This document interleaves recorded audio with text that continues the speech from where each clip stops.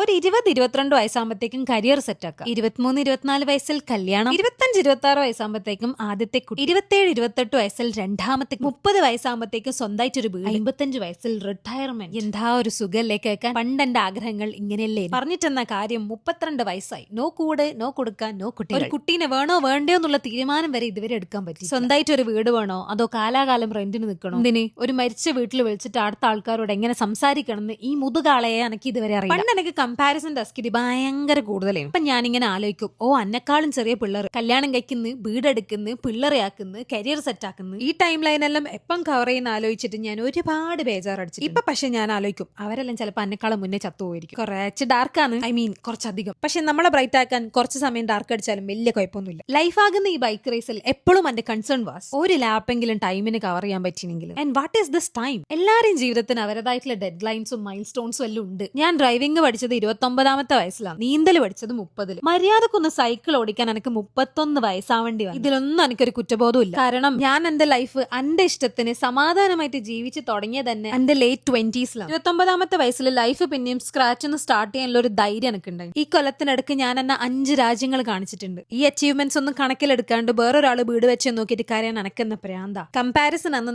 നമ്മളോട് ചെയ്യുന്ന ഏറ്റവും വലിയ തെണ്ടിത്തരം. വേറൊരാളെ ലൈഫ് അതുപോലെ കോപ്പി അടിക്കാൻ നോക്കിക്കഴിഞ്ഞാൽ അത് അവനോന് ശരിയല്ലാത്ത സൈസ് ചെരിപ്പിടുന്ന പോലെ തട്ടിത്തടഞ്ഞ് വീഴും.